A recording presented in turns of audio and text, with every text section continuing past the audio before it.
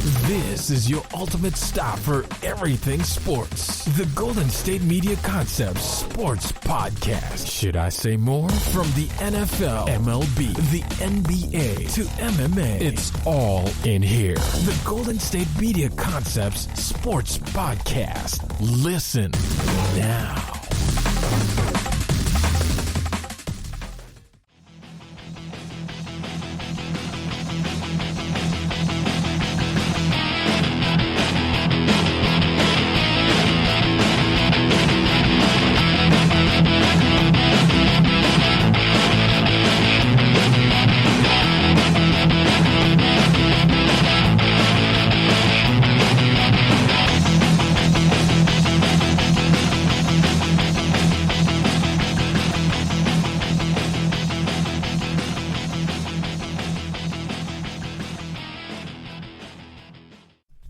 Thank you for tuning in to the GSMC Sports Podcast, brought to you by the GSMC Podcast Network. I am your host, Nebyat, and today we're going to be talking about 4 different topics for you folks at home.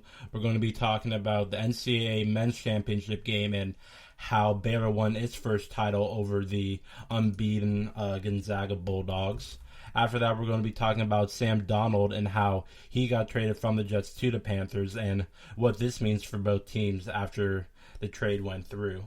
After that, we're going to be talking about Roy Williams, the legendary coach for North Carolina. He retired and got replaced by longtime North Carolina assistant Hubert Davis, who has been the assistant coach there for 9 seasons. And we're going to be talking about what Roy Williams retiring means for college basketball and for UNC, as well as how many prestige coaches are left in the NCAA basketball world after Roy Williams retired.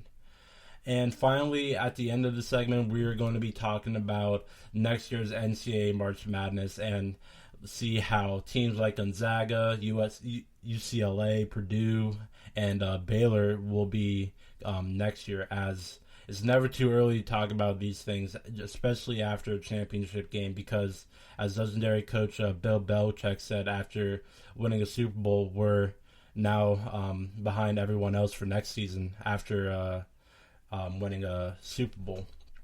But first, let's talk about the championship game and how Baylor really won it. So, if you didn't watch the game, it was a rout. Absolute destruction by Baylor. They came out of the game ready to play. And for the most part, I don't think Gonzaga was ready to play defensively speaking, that is. They really couldn't get the ball in the basket for the first couple of minutes. Their first basket resulted in a free throw.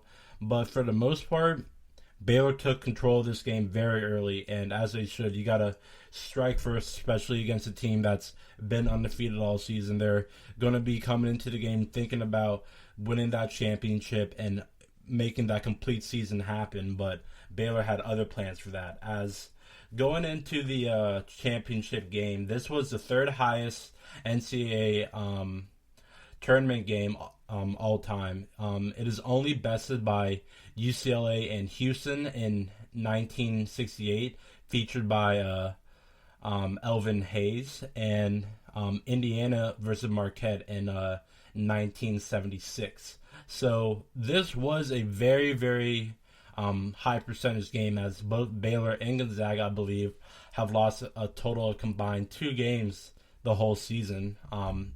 Talking about regular season, not the tournament, obviously. But this was a very, very competitive game. Everyone knew that Gonzaga came off a very, very tough game against UCLA. Baylor didn't really break a sweat against Houston, and they were trying to look to continue that going into the championship game. Gonzaga really didn't get it locked in defensively for the most part. I mean, Baylor had a early lead, 31-14 over Gonzaga in the first half. Only 2 teams from this perspective have come back from 12 or more points in the national championship game, and that's Loyola of Chicago, who was down 15 in 1963, and Kentucky, who was down 12 in 1998.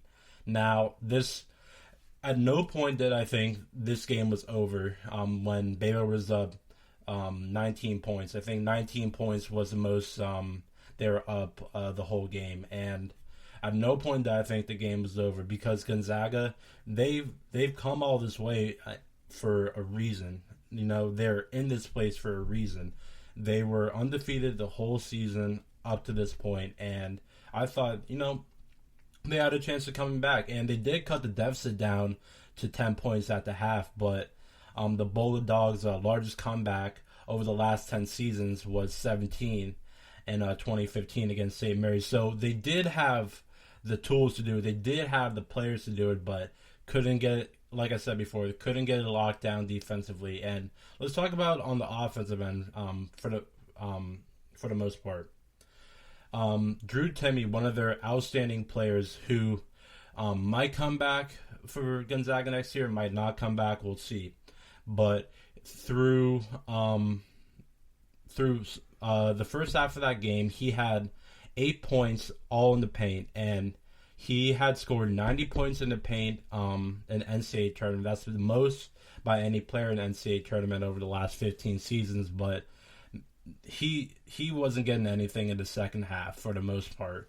I mean, he was a great player in that UCLA game, was doing everything in the paint, posting up, getting position, making spin moves, making players rethink his progress or his next move or whatever.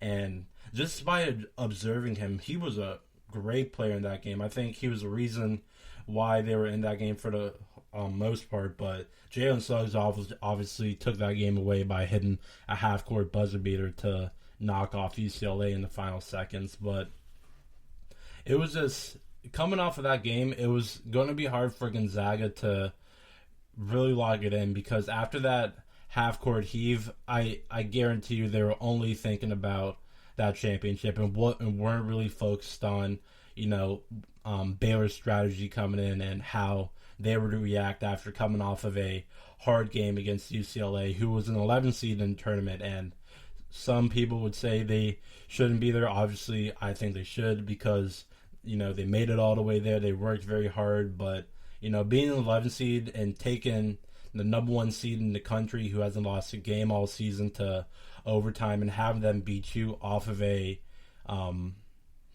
half-court buzzer beater, I mean, that's you can't ask for any more from those guys at the end of the day. But let's get into some of these stats and info for the men's championship game. Let's talk about Davion Mitchell. And if any of you guys watched the game, I'm sure you thought Davion Mitchell looked like Donovan Mitchell. At least when I first saw him in the tournament, I thought, wait, Donovan Mitchell has a brother? And I don't think they're related or anything, but man, he could ball like Mitchell, that's for sure. And he certainly did in the first two Final Four games, because he finished with 16 assists in those two games, and that's the most by any player since Darren Williams, the NBA legend, NBA Hall of Famer, soon to be, in 2005. And Williams also had 16 assists. And let's talk about how special this Baylor team was for a second. If you're familiar with McDonald's All-Americans, they're obviously like some of the best players in high school going into college. Plenty of NBA players now, like LeBron, were up there, like Carmelo Anthony were up there. But listen to this. Since seeding began in the NCAA tournament in 1979, this year's Baylor squad is the third team to win the national championship without any McDonald's All-Americans, joining 2002 Maryland Terrapins and the 2014 Yukon Huskies as the only three teams to do so. Let that sink in for a second. Now, McDonald's All-Americans, this shows you if they didn't have one of those players, they worked extremely hard to get to where they're at today. And with COVID going on and everything, and games being delayed and players sitting out because of them getting COVID, it's really shows you how much they worked and how much they gave up in order to get to where they wanted to be, which was a national championship game, and ended up raising that trophy, and as they should. I mean, having no all McDonald's All-Americans and still being able to win that championship, I mean, it shows you how well that coaching staff is, and it shows you how well those guys really put in order to achieve their goals and dreams. Now, another player I wanted to talk about on Baylor was Jared Butler. Now, Butler became the first player with at least 20 points and 7 assists in a national championship game since Syracuse's Carmelo Anthony in 2003. Butler scored or assisted on 38 of Baylor's 86 points in their championship win. He assisted and scored on 44% of Baylor's 86 points. Now, that's something special right there. And I believe Baylor, Jared Baylor, that is, he could be coming back next season. Yes, he will. Yeah, he could be coming back next season. Him and Mitchell are projected first-round picks in the draft. But we'll see if they come back or not. But for the most part, I think he should go for the draft, especially winning a championship like that. You obviously want to solidify your dreams and go to the NBA like any college basketball player would after winning a championship. I mean, and after scoring and assisting on 44% of those points, I mean, it shows you how him and Mitchell were, and how hardworking they were to try to get to that game. And to continue with these stats, and I know I'm kind of spitting a lot of facts, but some of these are really eye-popping once you look down in the little things of it, and it really comes down to those things. As Baylor is the 5th school all time to win both their Final Four games by more than 15 points. That's dominance right there. If there was a definition of dominance in a dictionary, that statement should be in there. I mean, the only teams to do that are the 2008 Villanova Wildcats, the 1968 UCLA Bruins, the 1960 Ohio State Buckeyes, and the 1952 Kansas Jayhawks. Just extremely tough guys to play against. I mean, unbelievable. I mean, as soon as they got into the Final Four, they knew what they had to do. They knew what they had to do 100%. Now, let's talk about some of the odds that were against Baylor in that national championship game. Now, since Baylor won its first national championship game, they also got their first win over an AP number 1 opponent. So they really knocked two birds with one stone there. As they entered the game 0-8 against number 1 opponents. Now the Bears never trailed, becoming the first team to win the national championship game without trailing since UConn in 2014. Again, dominance, just utter dominance in that championship game. Now, Baylor and Gonzaga have combined for a 97 win percentage this whole season, and that's the 3rd highest win percentage in any tournament game all time. And it's only bested by UCLA and Houston in 1968 and Indiana versus Marquette in 1976. Just two great teams going at it. It was going to be a tough game either way. I thought Gonzaga was going to have it, maybe by a little bit. I was going off of their undefeated record and everything, but that was all thrown out the window as soon as I realized they were down 10-0 at the start of the game. I'm just like, wow. I mean, Baylor's just getting anything they want at this point. I mean, they're running pick and rolls, getting lobs on the pick and roll. I mean, they're kicking the ball out, getting wide open catch and shoots. They're putting the ball on the floor and taking it to the basket uncontested. And it was just, Gonzaga just didn't have a chance to breathe and catch up and really lock in defensively.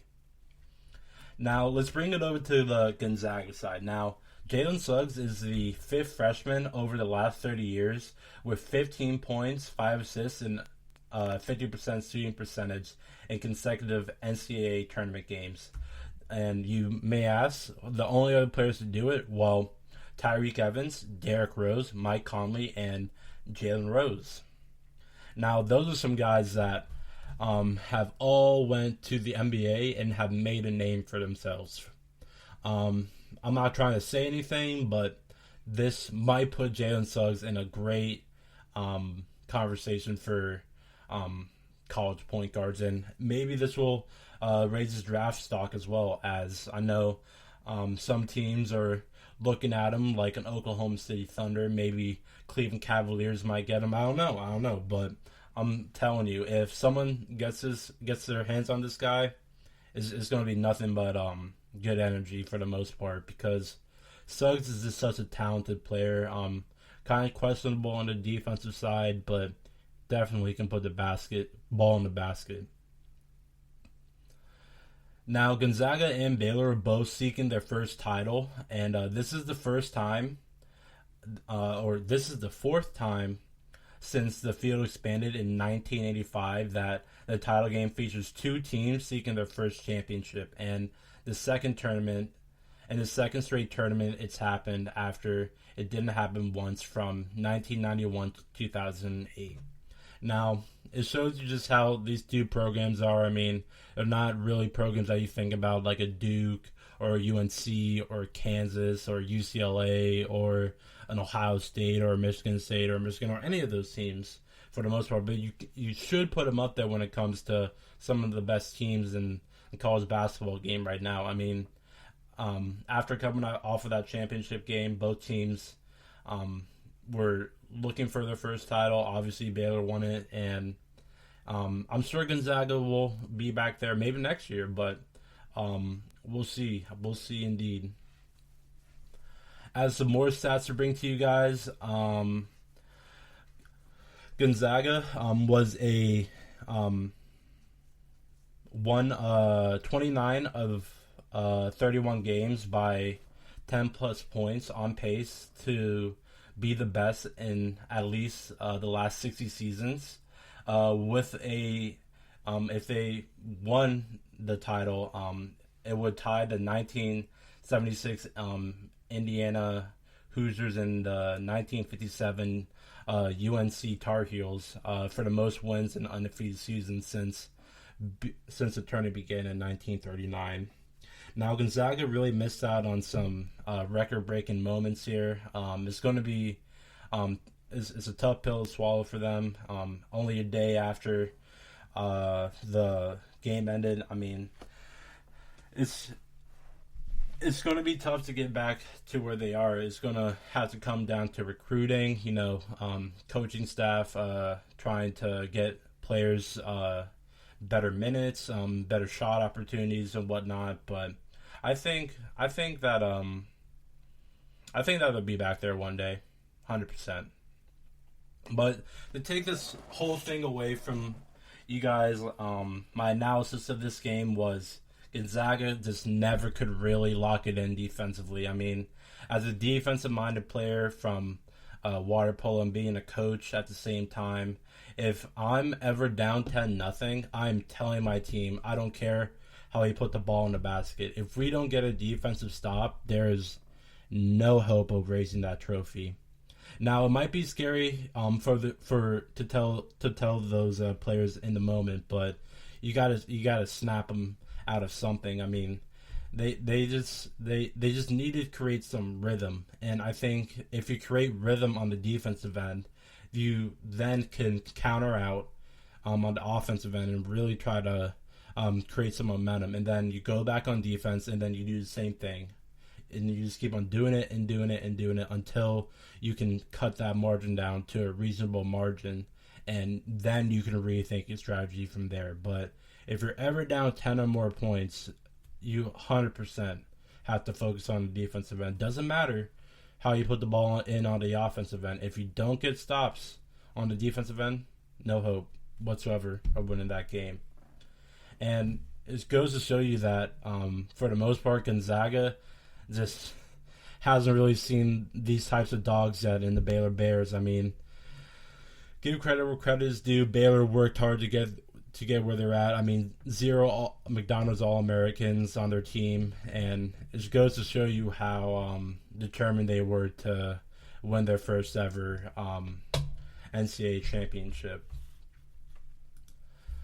Now, to cover our next segment, we're going to be talking about Sam Darnold, the former quarterback for the New York Jets, got traded to the Carolina Panthers. We're going to be talking about who won that trade and what comes next for the Panthers. And stick around with us for a little bit longer, as I'm going to be talking about the top 10 teams for next year's NCAA championship for my way too early predictions for next year's March Madness. So stay tuned and stick around. Are you looking for the very best NFL and college football podcast? Then check out the GSMC Football Podcast. Get the latest football news both on and off the field. From the NFL Draft to trades to the rumor mill to the NFL Combines. They got you covered. That's GSMCpodcast.com/football-podcast. Get updates on college rivalries, game day insights, and much, much more. It's football talk the way you want it. This show eats, sleeps, and breathes football. Don't forget to like them on Facebook and follow them on Twitter. Visit GSMCpodcast.com for more info.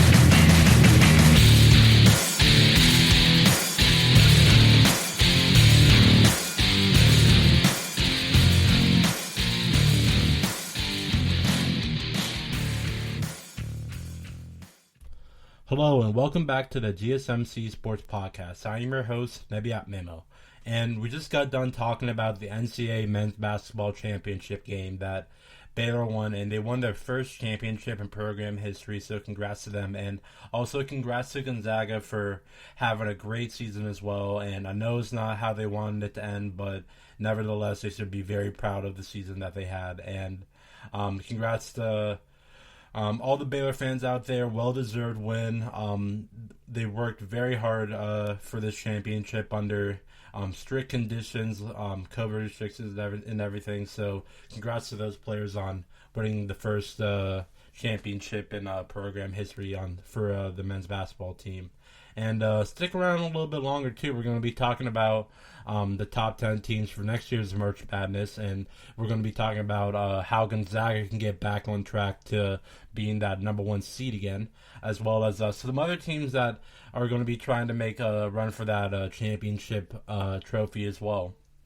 But first, let's talk about a recent trade that went down in the NFL. Former Jets quarterback, New York Jets quarterback Sam Darnold gets traded to the Carolina Panthers, and the Jets are receiving a 6th rounder in this year's draft and a 2nd rounder and a 4th rounder in the 2022 NFL draft. Now, what does this mean? What does this trade mean for the Jets? What does this trade mean for the Panthers?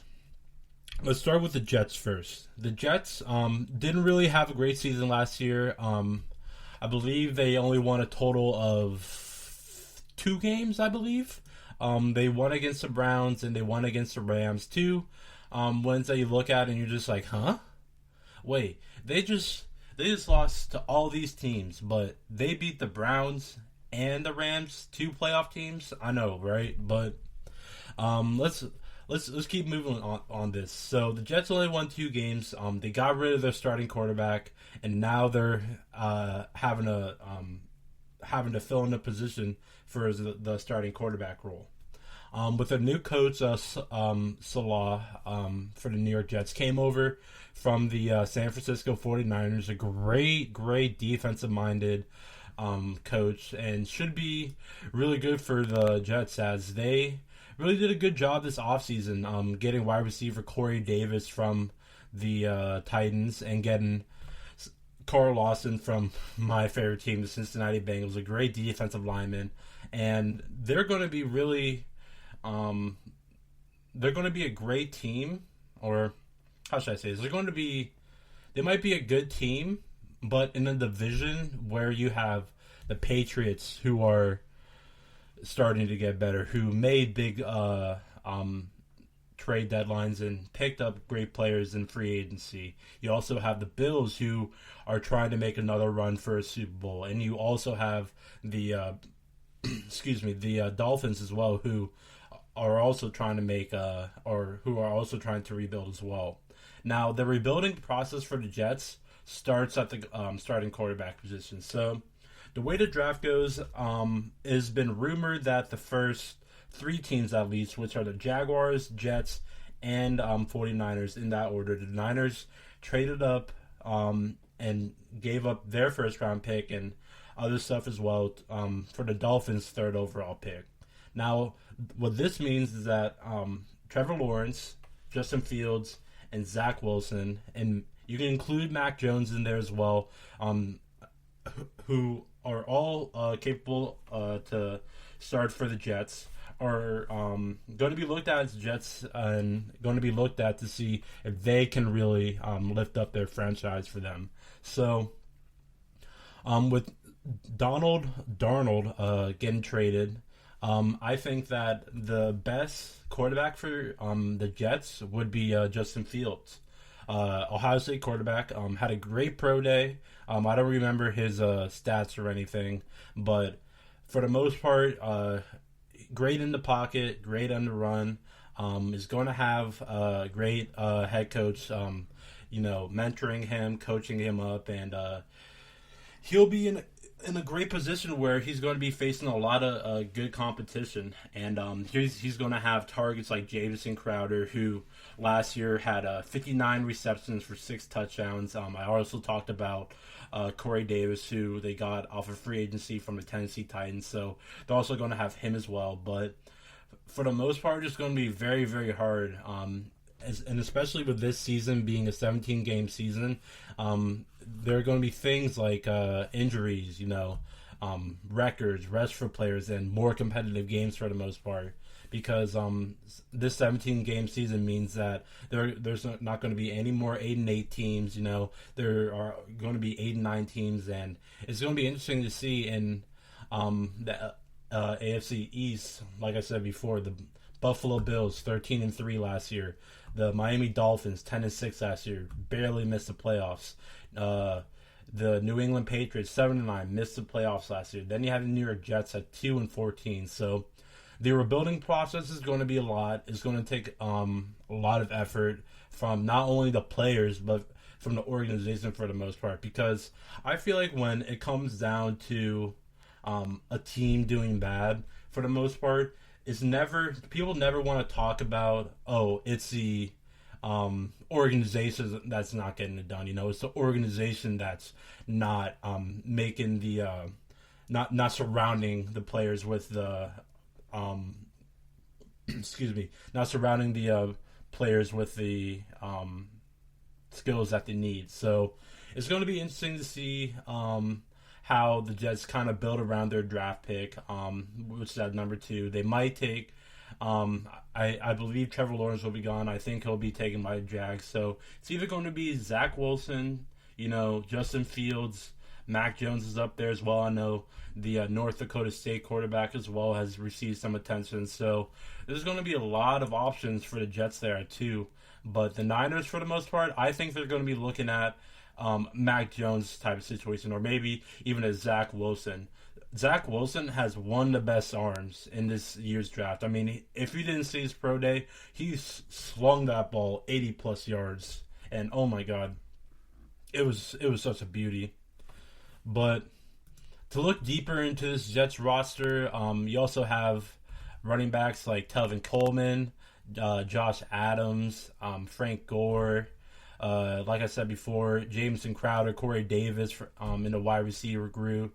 You also have Dante Moncrief, former Colt, but not a whole lot of talent on this roster to begin with. So it's going to have to really start with the organization and have it to build around that second round draft pick, and given that quarterback, whoever it is, whether that's Justin Fields, Zach Wilson, Mac Jones, or the North Dakota State quarterback, they're going to have to surround him with as much talent as they can in order to, get back to where they want to be in the playoff format of things, instead of having 2-14 seasons or 2-15 seasons now, since it's a 17-game season. So it's going to be interesting to see who the Jets take at number 2 now, since they already got rid of Darnold. It was already rumored that the Jets were going to take a quarterback, so now it comes out that the Jets traded away Darnold. And now let's flip the coin over to the Panthers side now, and what this means for the Panthers. Now, the Panthers last year, they got Teddy Bridgewater, who has been injury prone. He was originally drafted by the Minnesota Vikings. Then the Saints picked him up, and then the Panthers picked him up last season. And now the Panthers have Bridgewater and they have Darnold. Now, going off of this, the Panthers have let Teddy Bridgewater know that he can talk to other teams. They're not going to try to lowball him and say, we might give you that starting quarterback just right after they picked up Darnold. So it's respectable coming from that aspect from the Panthers, making sure that Bridgewater gets whatever he wants and making sure he's satisfied for the most part. But the Panthers, with their offense now, they have Darnold, McCaffrey, DJ Moore, and Robbie Anderson. And in the division that they're in now, with Tampa Bay, obviously Super Bowl winning champs, Tom Brady and everything's re-signing 22 starters. That's going to be a tough matchup two times a year. So, and also with the New Orleans Saints, obviously Drew Brees retiring, and now they have Jameis Winston there. So it's going to be interesting. So both the Saints and the Panthers are similar for the most part in the quarterback position. I think the Saints have more talent overall with Mike Thomas, Alvin Kamara and company. Also, they have Taysom Hill, who can play quarterback, can play tight end, can play wide receiver. He can play anything, he can play offensive line. But for the most part, that's another tough team, as well as the Atlanta Falcons, who have the 4th pick this year. They also have Julio Jones, Calvin Ridley, Matt Ryan as their quarterbacks, and they might be picking up Kyle Pitts at the tight end position, the best tight end in the draft. And we're going to see how obviously the Panthers play in this 17-game season in a tough division like in the division that they're in with the Bucks, Saints, and Falcons. So it's going to be interesting to see how the Panthers play in the NFC South. It will definitely be tough for them, and I think they'll be able to. I think they might be able to make the playoffs. It's definitely going to be hard, especially in the division that they're at. I can see them winning 2 games against the Falcons. I can see them maybe winning a game against the Saints, maybe at home. But I can't see them winning at Tampa Bay or them being Tampa Bay at all. Because it's just, with Tampa Bay bringing back all 22 of their starters, that they're going to be trying to go back to the Super Bowl and everything. So I don't think they're going to be, scared of a Carolina Panthers team. But, with Sam Darnold, we'll see. I have respect for Darnold for the most part. I think he's very underrated. I feel like he doesn't get the notoriety that he deserves. He obviously hasn't done well in New York, but like I said before, no one really wants to mention how the organization isn't really treating their players well, with surrounding them with talent and players that they need. So for the most part, it's kind of tough saying that Sam Darnold didn't really do well at New York, which if you look at his stats, last year he threw for over 2,000 yards and had 9 touchdowns, which isn't really great, but he's only in his, fourth year, I think. So with him now in Carolina, he's going to have one of the best running backs in Christian McCaffrey. And with McCaffrey, let's stay on this topic for just a second. With McCaffrey, it's going to be interesting to see if he can stay healthy, especially after last season. He wasn't really healthy for the most part. Fantasy owners traded him, trying to get the most for him when he was injured. And for the most part, too, it's going to be dangerous if McCaffrey can stay healthy and Darnold can use him in, the pass game, kind of deceive and maybe throw a screen pass to him. We'll see, because McCaffrey is very dangerous in the open field, so it's going to be interesting to see how he can improve his game with Darnold. Some other players that Darnold's going to have, I believe, a fun time playing with is DJ Moore and Robbie Anderson, two of the best wide receivers for the Carolina Panthers, and I think for the most part, Darnold's going to be so happy to have two targets like Moore and Anderson for him. But for the most part, like I said before, this division isn't easy.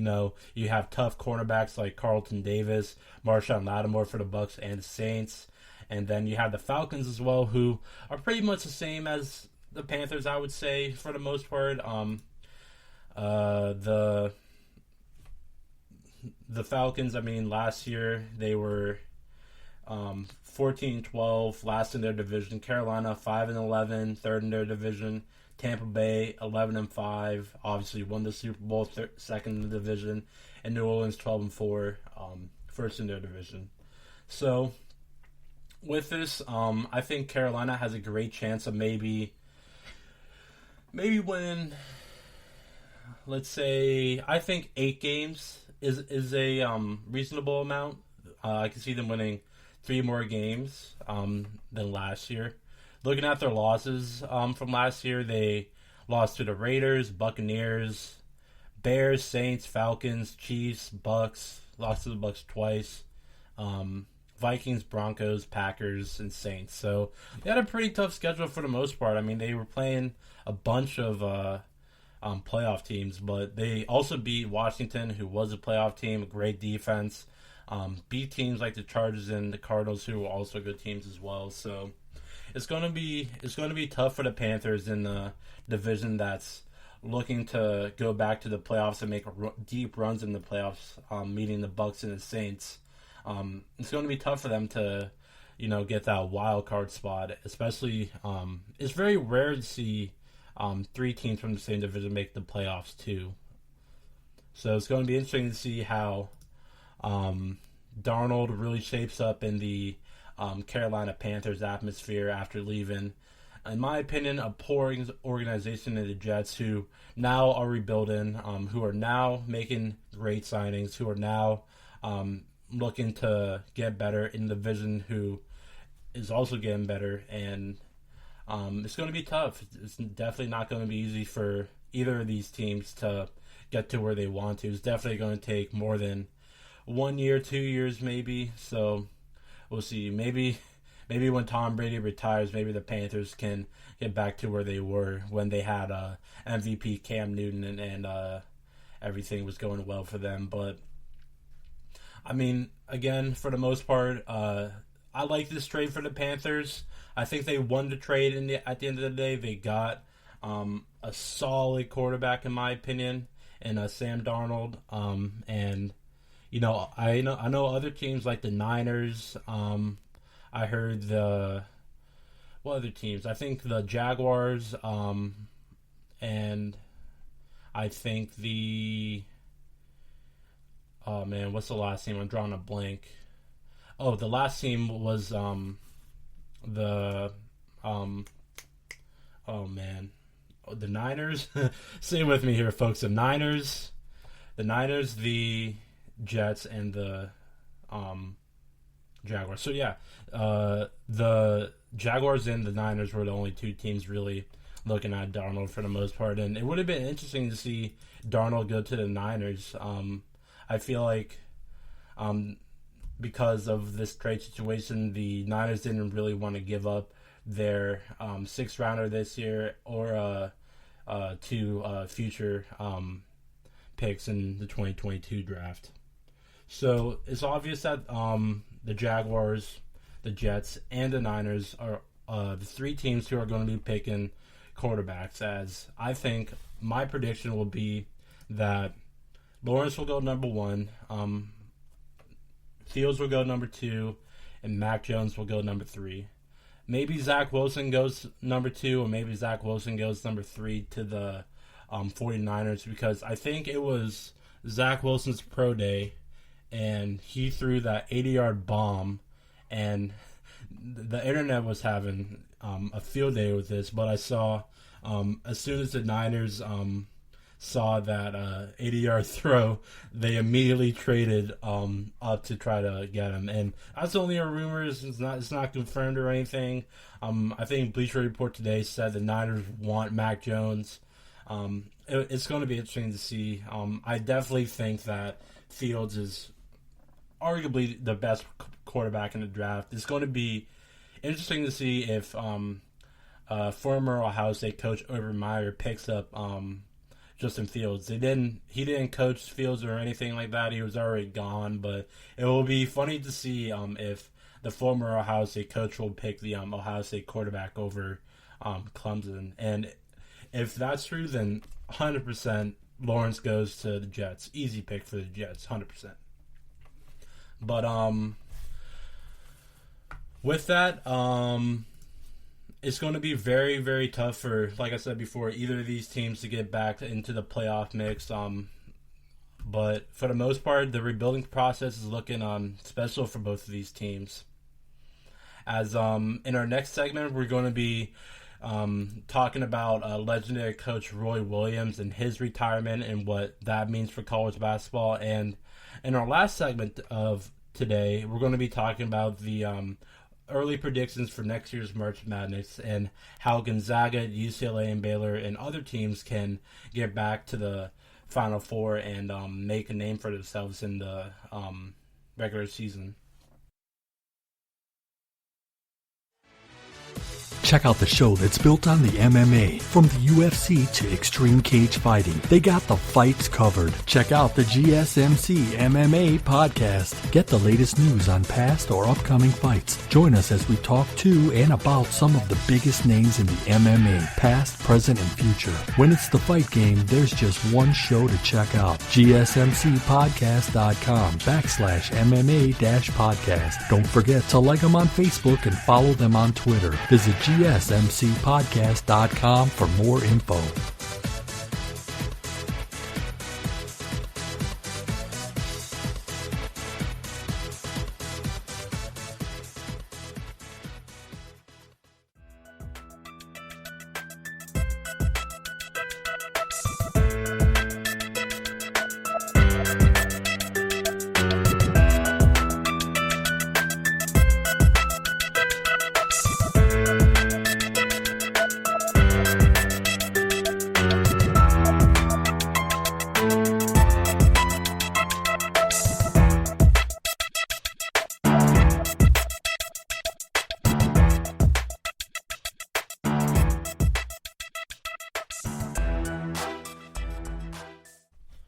Hello, and thank you for continuing to listen in on the GSMC Sports Podcast. I'm your host, Nebyat Memo.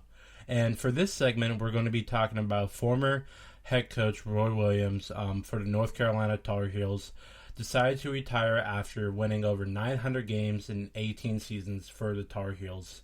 Williams, one of the best coaches in college basketball history, will go down as one of the best coaches ever, not only in college basketball, but in general. He has done a lot for that program, has taught kids a lot about not only basketball, but stuff outside the basketball world, how to treat themselves, how to handle themselves. So having not only to replace, the hundreds of games that he won in how many seasons, it will also be hard to replace, his legacy and what he did at UNC. But UNC didn't take long to find their next coach. Their next coach is going to be the first African-American head coach for UNC, and that's going to be Hubert Davis. Hubert Davis is the next head coach for UNC. He's a longtime assistant. He's been the assistant there for 9 seasons, and just a little bit about Davis. Just a couple of facts. He's a Virginia native. He played at UNC for legendary coach Dean Smith, who coached also a legendary basketball player by the name of Michael Jordan. He played there from 1988 to 1992 with a 102-37 record. He won the 1989 and 1991 ACC tournaments when he was a player. He played in the 1991 Final Four, ended up being drafted 20th overall in the 1992 draft. He played 12 seasons in the NBA, second highest three-point field goal percentage in NBA history, which is 44%. And he's been the coach at UNC since 2012. Now, growing up a Tar Heel basketball fan in Columbus, Ohio, I was also a Buckeye fan. But for the most part, I loved UNC basketball. I love Tyler Hansbrough. I love those UNC Duke matchups. I still love them till today. And it's one of the best rivalries out there in sports because as soon as UNC and Duke battle, it's going to be a great game.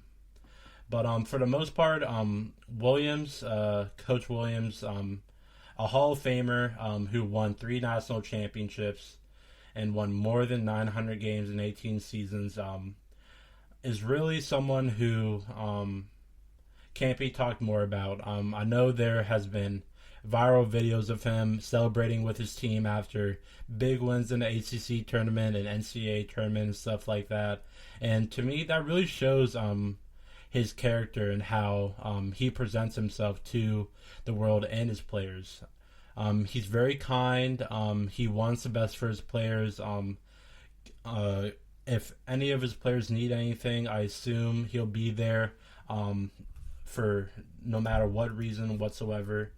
And just overall, just a very respectable coach. And with this, I wanted to quickly go into how many prestige coaches are left in the college basketball world after Williams retires, and what this means for UNC coming next with the next head coach, Hubert Davis. Now, there are only a couple of prestige head coaches left after Williams retired. Obviously, one that I said before was Mike Krzyzewski,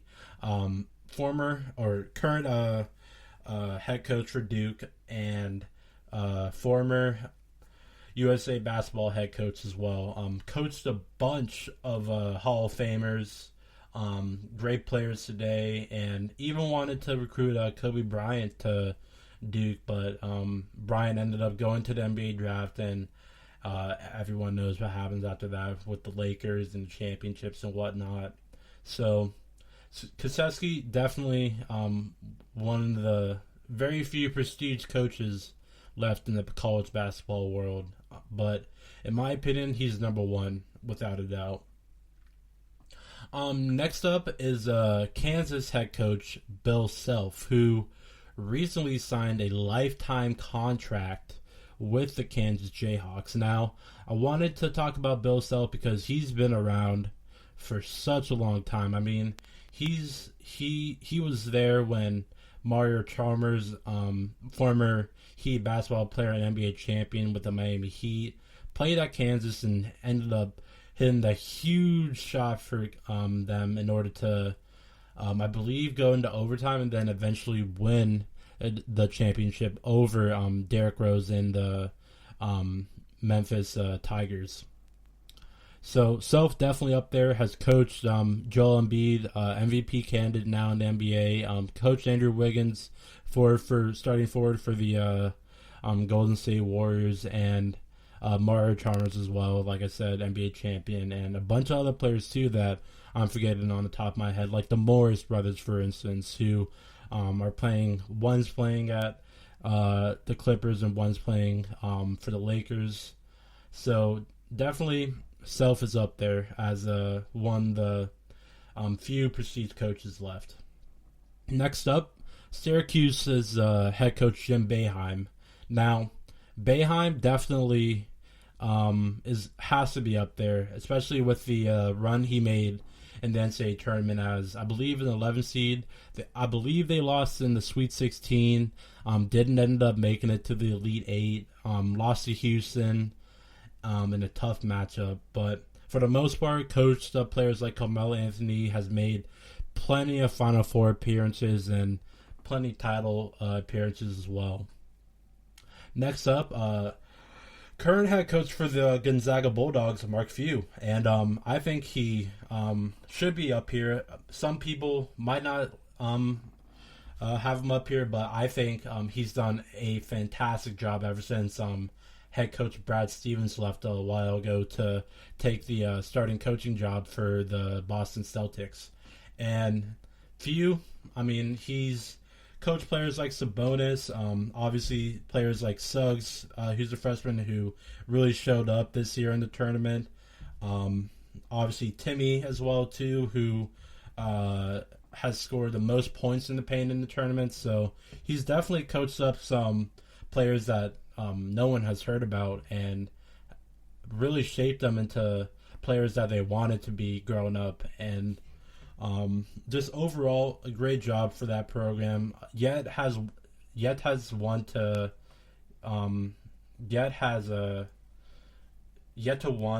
championship for the Bulldogs. I apologize, I got sidetracked there, but definitely up there 100%. Next up, Coach John Calipari for the Kentucky Wildcats. Now, in my opinion, I think Calipari is one of the best college basketball coaches with Krzyzewski, Williams, Dean Smith, and everyone. Because for the most part, I don't know how, but he is able to get some of the best prospects over the last couple of years, like the Anthony Davis, DeMarcus Cousins and whatnot, Julius Randle, and it's just, the list goes on and on. Devin Booker. It's just the players that he's brought into that program and ended up making them, NBA talents is something that you can barely, do. Some coaches can barely get their kids out of the bed for practice, let alone have them make the NBA. I mean, Calipari's is, in my opinion, the second best coach right now since Roy Williams left. But with the next coach coming up, I wanted to get into a deeper point as well. Tom Izzo, coach of the Michigan State Spartans, same track record as most of the coaches up here. Been to Final Fours multiple times, won multiple Big Ten championships, won multiple NCAA championships, and on and on. So that's why I have Izzo up there. And with all of these coaches, I just wanted to rank some of the best coaches that I've seen in my lifetime, including Roy Williams. So let's start from least to greatest. So I think the worst coach out of all of these coaches that I've said is Mark Few. So the reason why I have Mark Few as at the bottom of this is because he hasn't yet to win a championship with the Gonzaga Bulldogs. He's gotten very, very close, as obviously having been second in this year's NCAA tournament. If he would have won the game, if Gonzaga would have won that game, I would have probably put Few in front of probably Izzo, and Izzo would probably be last, but I think it goes Few and then Izzo, because I don't think Michigan State has really done anything as of recently over the last couple of years. The latest game that I remember is, I believe, that game of Middle Tennessee. I forget how long ago that was, but the fact that They lost that, and everything as a 2 seed against a 15 seed is not a good look, in my opinion. But with that, the next coach that is up next is Jim Boeheim. Jim Boeheim, now this is a tough one between Boeheim and Self, as both of them have won their fair share of championships, have won their fair share of tournament games and whatnot, and conference games, whatever, conference titles.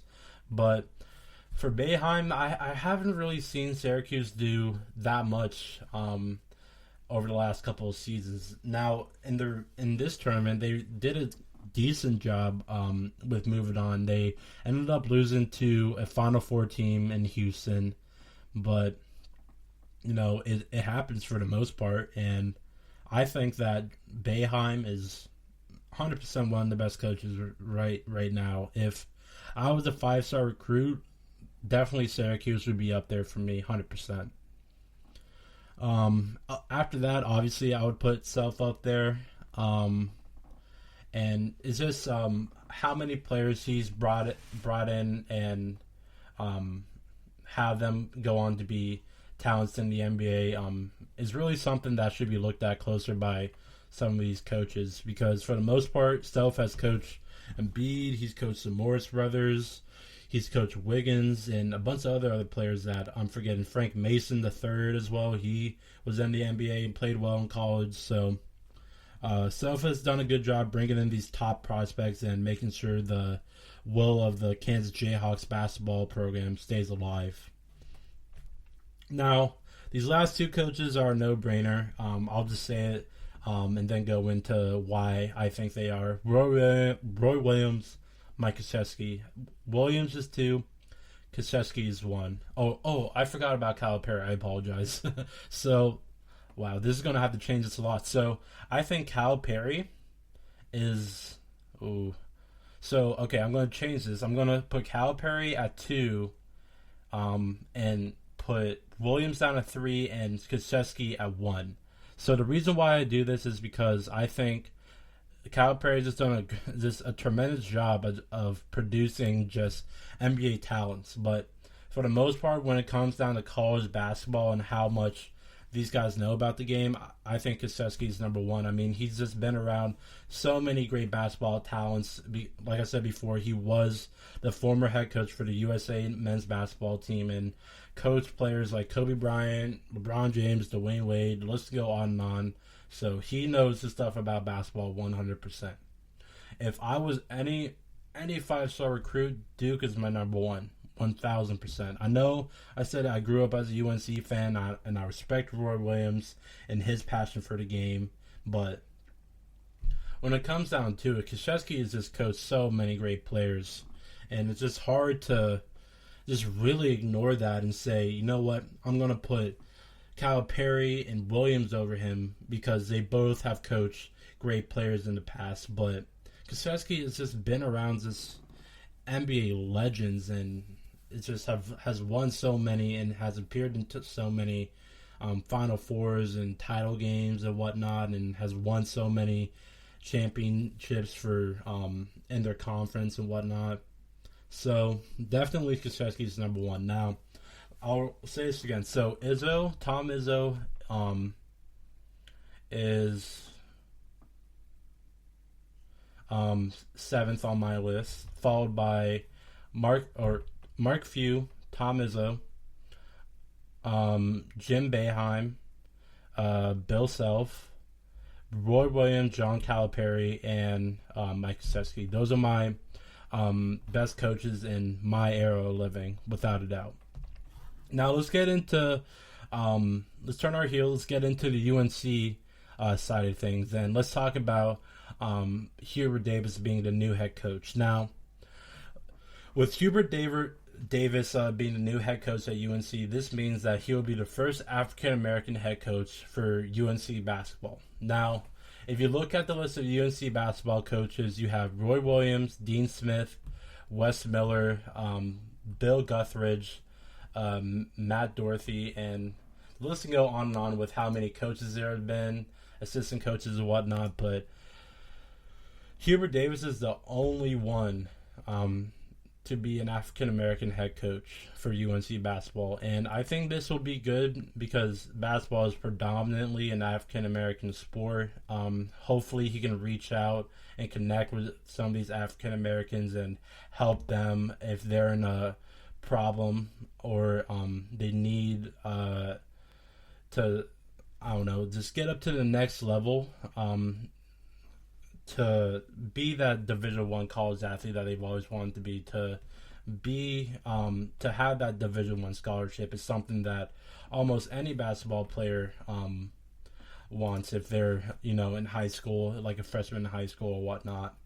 So, for the most part, Davis is going to have huge shoes to fill, and it's going to be interesting to see how UNC does in the recruiting aspect of things, because other teams are getting into it. I'll talk about it in my next segment, but teams like Gonzaga, UCLA, Ohio State, Purdue, Kansas, Maryland, the list can go on and on with teams that are actively recruiting right now and trying to get players to come and play for their program. So with Davis, it's going to be interesting because there's not going to be that, Roy Williams side of things like he's always had as an assistant coach. Now he's the head coach, and now he has to show all these players what campus life feels like, what they do in practice and whatnot. So he's definitely going to be comfortable in the spot. I feel like he's already done this for 9 seasons for UNC. So for him being the head coach now is a great achievement. Not only for him, but for the African American community too. There's not that many African American head coaches out there right now, and really in any sport when it comes to basketball, football, or whatnot. So it's always great to see, as an African American myself, seeing people like Hubert Davis get big name jobs like that, especially for a program like UNC basketball. Is definitely gonna be a good look for their pride, for their observation and whatnot. So great hire for UNC overall.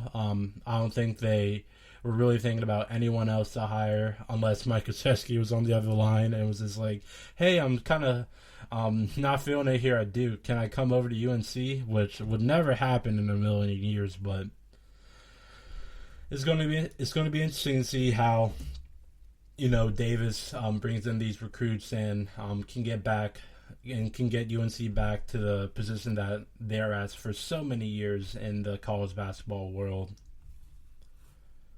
So with that, like I said again, great hire for UNC. Hubert Davis, obviously been there for UNC as a player, and for the most part, a great shooter too. So if any recruit wants to fix their jump shot, Hubert Davis is the one to go to for sure. So that's going to be a great hook for trying to get players to come in and play for him. Are you looking for help for your fantasy football team? Check out the GSMC Fantasy Football Podcast. Get today's best advice on who to start, who to sit, even who you should draft. From sleeper picks to red-hot lineups, they got it all covered for you. That's gsmcpodcast.com/fantasy-football-podcast. We'll cover traditional leagues, dynasty, PPR, even IDP leagues. When you need fantasy help, there's just one show to hit up. Don't forget to like them on Facebook and follow them on Twitter. Visit gsmcpodcast.com for more info.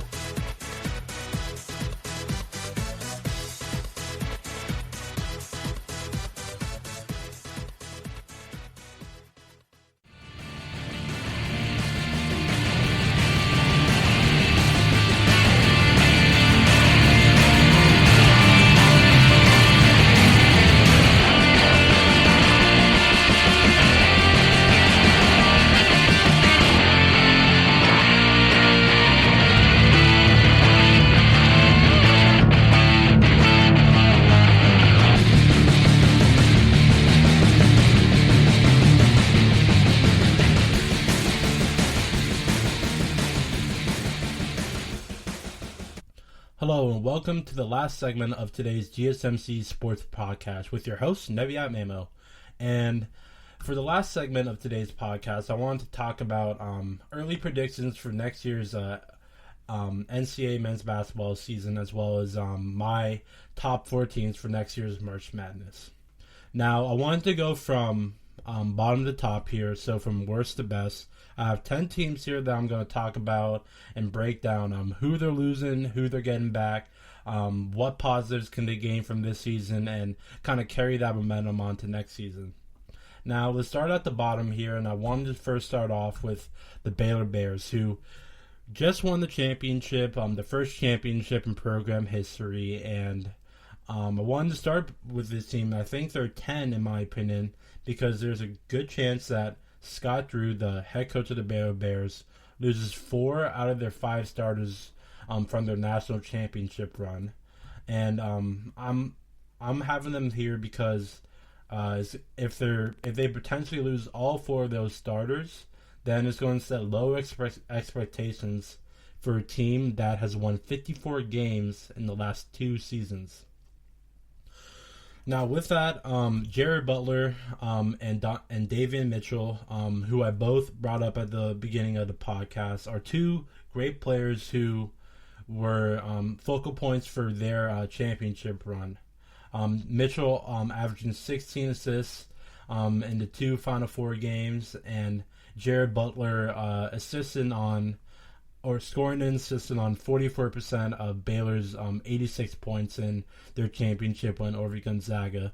These 2 guys are juniors who are projected first-round picks in the NBA draft. Now, with this, these 2 guys are going to have a big decision in the next couple of weeks as we look at the NBA draft and NBA seasons coming to an end.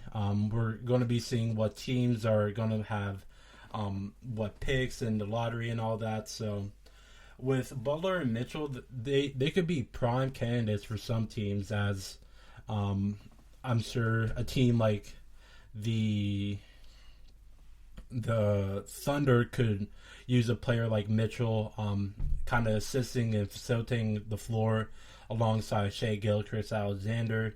Maybe Jared Butler goes to a team like the Cleveland Cavaliers and teams up with Darius Garland and Colin Sexton. That could be a good mix-in for those 2 players, but they could come back for next season and, kind of expand their games more and maybe have a better draft pick than this year's draft. But we'll see. It ultimately comes down to whatever they think. They're obviously great players, in my opinion, who are just coming off of a championship. So they're going to have pretty much the whole world right in front of them for at least 1 more year. So it's going to be interesting to see what they do there. But Coach Drew always has reinforcements ready to enter the program. And next season is no different whatsoever, as Coach Drew's bringing in Kendall Brown and Langston Love, who are both 5-star prospects, while the Bears are actively pursuing impact guards in their portal, which means that they're trying to get transfers to try to come over and play for Baylor to try to get them back to that NCAA title game. Now, I don't think Baylor is going to be a top 5 team all season long. Going back to what I said before, they're going to probably set low expectations if they're going to lose 4 out of their 5 starters. For a team that's won 54 games over the last 2 seasons, losing 4 out of your 5 starters is definitely going to put a dent in your process. And we'll see if that dent can be filled with prospects coming in like Kendall Brown and Langston Love. Maybe they can get lucky in the transfer portal and possibly get a guard that can come off the bench, maybe get some scoring and relieve some pressure off of those starting guards. But we'll see. It's definitely going to come down to how well Coach Drew can recruit and possibly bring in better players and whatnot. But like I said, I don't think they're going to be a top 5 team if they do lose their 4 out of the 5 starters. But I'm not expecting a massive drop-off from the champs. They're still a top 10 team in my opinion, but they're definitely still going to be up there in a force to reckon with. Maybe even a dark horse team, a team that a lot of people might underestimate and then end up, making a run to maybe the Sweet 16 or the Elite 8. But we'll see. But for now, I think Baylor's a solidified top 10 team, and I have them at 10. Next up are the Florida State University Seminoles. Now, the Seminoles have gotten out of the first weekend in 3 straight NCAA tournaments and would have likely made it 4 if the 2020 NCAA tournament hadn't been canceled due to COVID-19. And for the most part, I'm expecting them to lose MJ Walker, Scotty Barnes, Raekwon Gray is also testing the NBA draft waters. So with those 3 players, mainly the 3 best players looking at the draft, it's going to be tough for them to really fill those holes in. But Anthony Pullett is back. I'm going to butcher this name, but Balsa Korpovic is back, and Coach Hamilton will also have his usual assortment of 7-footers to throw at teams and say, yeah, try to go test this guy at the rim, and we'll see how that goes. But also, Coach Hamilton brings in a deep, talented recruiting class led by Houston transfer Caleb Mills, the AAC Player of the Year this past season.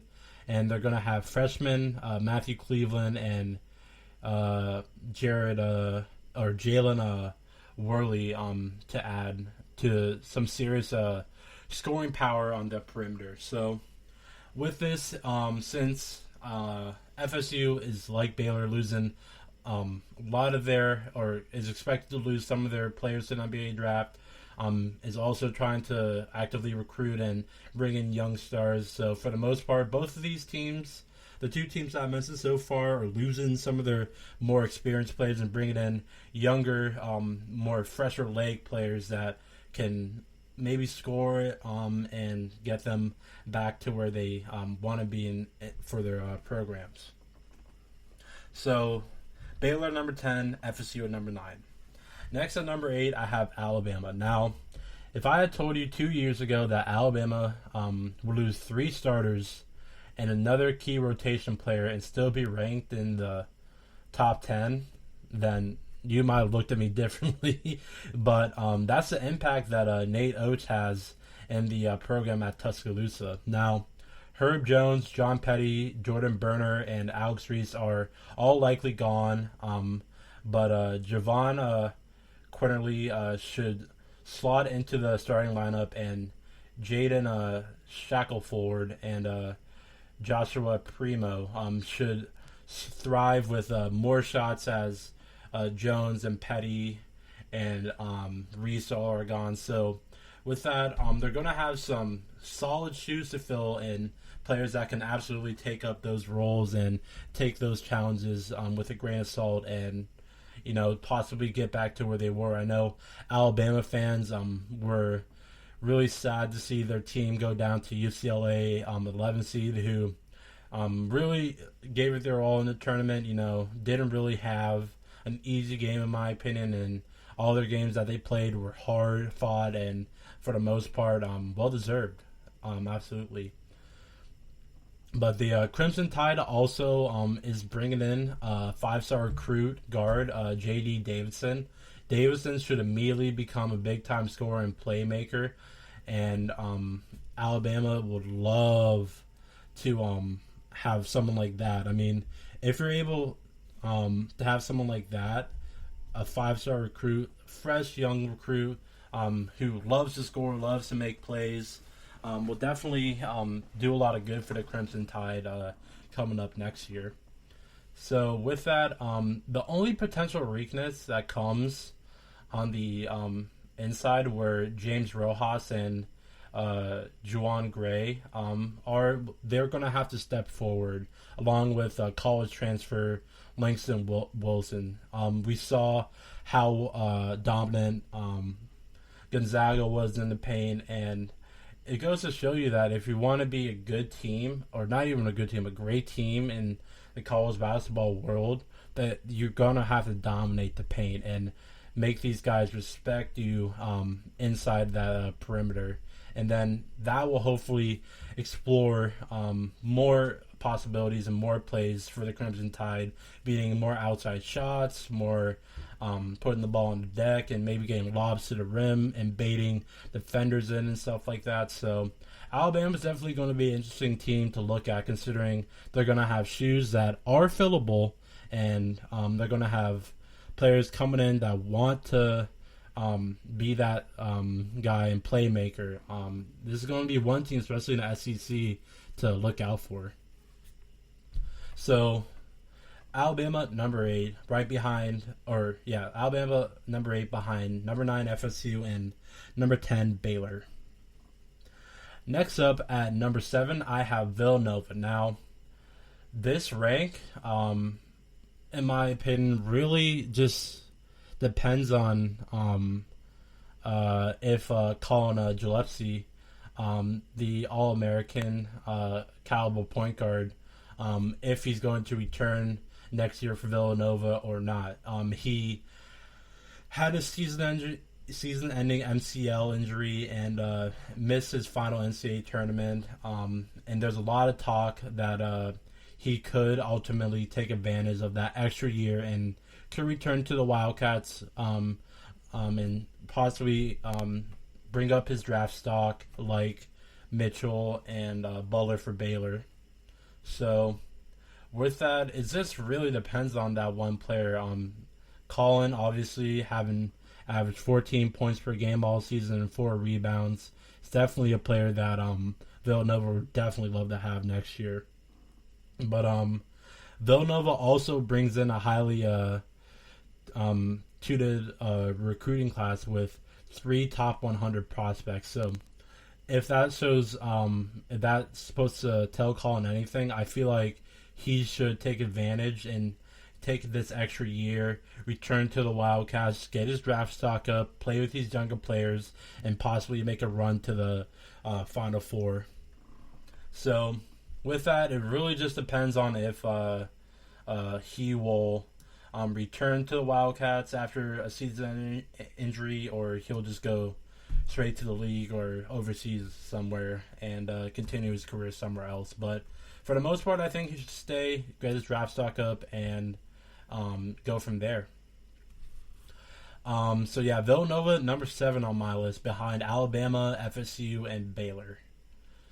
Next up is the Maryland Terrapins at number 6. Now, the Terrapins struck early in the transfer market, landing Rhode Island guard Fats Russell and Georgetown big men.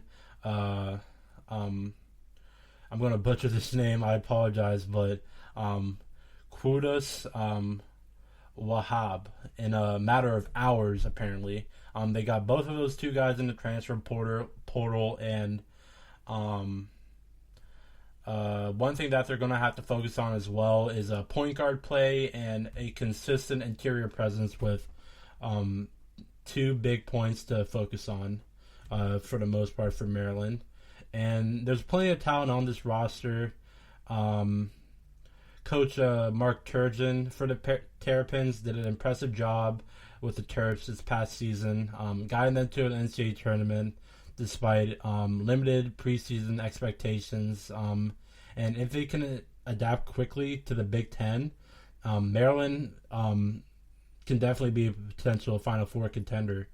The Big Ten is without a doubt the hardest conference in college basketball. There's no ifs, ands, or buts about it. If you look at how many teams for the Big Ten made a tournament, you look at Maryland, you look at Ohio State, you look at number 1 seeds Michigan and Illinois, you look at Michigan State as well, and just a bunch of Big Ten teams made the tournament and didn't really make it far, but it's still a tough conference nonetheless. I mean, Purdue as well. I mean, Rutgers and everyone, but for the most part, Iowa as well, having one of the best players in the whole NCAA. Definitely going to be interesting to see what teams from the Big Ten really emerge and really take last year as a grain of salt and try to use that as momentum to build confidence into the next season. So with that, Villanova, they can stay atop of the Big Ten. If they can get their point guard play up and get a consistent interior presence, they'll definitely be a team to reckon with. So Maryland, up there at number 5, I believe. I lost count 1, 10, 9, 8, 7. So they're 6 on my list.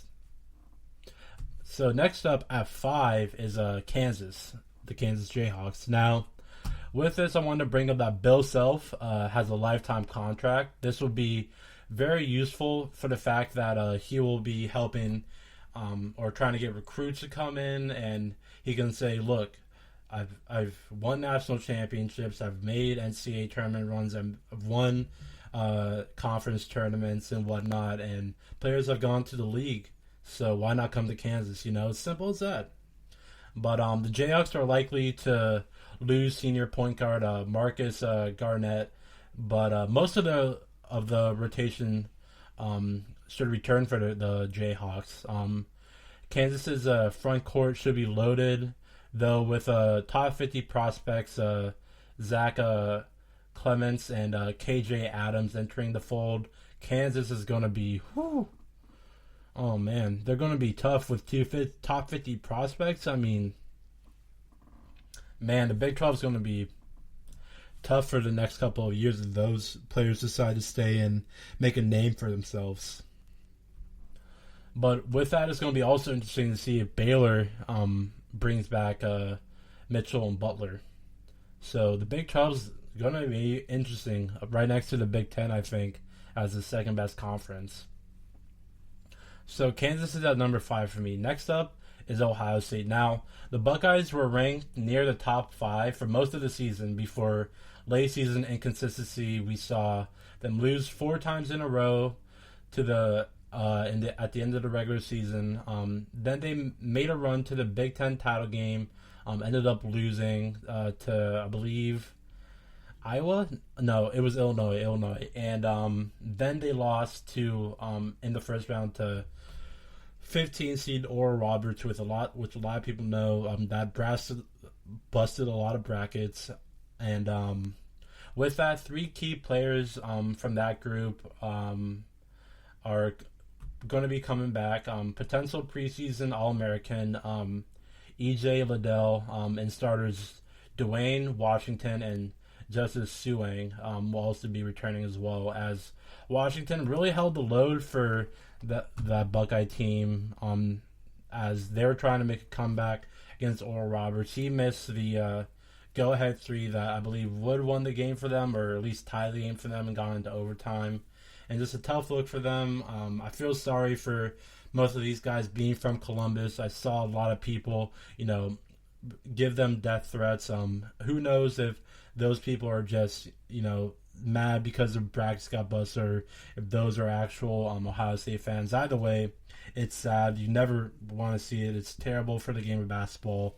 And I hope, not trying to be biased coming from Columbus, but I hope this team somehow makes the Final Four after stuff like that happens. I mean, it's truly disturbing because these guys are around 18, 19, 20, 21 years old, just starting to get through life and going into the new world and everything, and you see them just getting death threats after losing one basketball game. I mean, this shows you how we are as a society, and it's kind of sad. But to continue with Ohio State here, they got Penn State point guard Jamari Wheeler off of a transfer, and Ohio State was one of the best offensive teams in the country this past season, but it was lacking defense for the most part. The Buckeyes were 10th in the Big Ten in defensive efficiency and allowed 8 of their final 10 opponents to score more than 1 point per possession, and that needs to change drastically if they want to get back to being the Ohio State that everyone knows. So Ohio State is number 4 on my list. And now, number 3, I have Purdue. Now, Purdue finished the season 13-6, but fell in OT in the Big Ten tournament and the NCAA tournament. The big thing from this group is that they have 0 seniors on this team. All 5 starters will come back. And it really starts with Trevin Williams, a preseason All-American candidate who can be dominant down low, and the paint has to be deep and versatile with all the players from Purdue, having a good perimeter group with Jaden Ivey, a prime backcourt candidate as a sophomore. So with this, it's amazing to see a team like Purdue, as great as they are, having 0 seniors on the team and having all 5 starters come back or should be back. So if that comes true, then Purdue's going to be up there as one of the best teams in the nation. Now, next team, Purdue's at number 3, sorry. Next at number 2, I have UCLA, and this really, this seed also depends on what Johnny Juzang decides to do. He was UCLA's best player throughout the tournament, and if he comes back, then UCLA should have all their notable players return for next season. And if all players return, the next question comes: what type of UCLA will we see? And that question kind of is determined by, or is kind of brought to light because the team won 5 of the games, won 5 games in 12 days to get to the Final Four for the tournament, but the same team lost 4 in a row to finish 17-9 before Selection Sunday. So if these guys can kind of buckle down, get back into the offseason, start working, hit those weights and everything, get the shots up that no one is going to look at, they can easily be a top 4 team in this tournament without a doubt. Next up, the last team that I have here is Gonzaga. Now, the starters that they might lose: Suggs, Kispert, Ayayi, Timmy could come back. If he returns, he could be a front runner for the Wooden Award. And Nembhard could return as well, but could go to the NBA draft. So we'll see. But the reason why I put Gonzaga up there is because they've won. They've had 30 plus wins in the last 5 straight seasons, 6 straight second weekend NCAA tournament appearances. So that means that they've gone through the first round for 6 straight NCAA tournaments, and they've already landed 5-star guard Hunter Sallis, and could land a number 1 prospect in the nation, but that's to be determined. But if they do get a number 1 prospect in the nation, then I can't see a reason why that they shouldn't be number 1, and especially if players like Timmy and Nembhard come back. Gonzaga is definitely going to be a team to reckon with. Now, with this, I said at the beginning that I would make my prediction for the Final Four next year. Way too early predictions. It's going to be a year from now. But with this, I'm going to say that my 4 teams that are going to make the Final Four next year are Gonzaga, UCLA, Ohio State, and I think if Villanova can bring back Colin Gillespie, and they can bring in and they can develop these 3 top 100 prospects, they can make it there 100% to the Final Four. With Ohio State, I think with their team now, they're definitely going to be looking to make another run at the NCAA tournament after losing in the first round. That's probably going to leave a sour taste in their mouth, and that's going to be a moment that none of those guys are going to forget, and they're going to be looking for some revenge. And with UCLA, if Johnny Juzang comes back, I think that he might be one of the best players in the nation. Definitely one of the best players in the tournament, besides Kate Cunningham, Jalen Suggs, and all of them. But for the most part, I mean, UCLA has a great coaching staff, great players that should be returning, and all around just a great program as well, prestige program.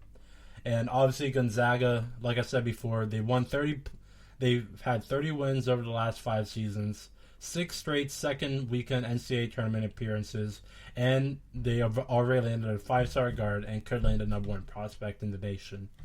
100%. They should be at the Final Four next year.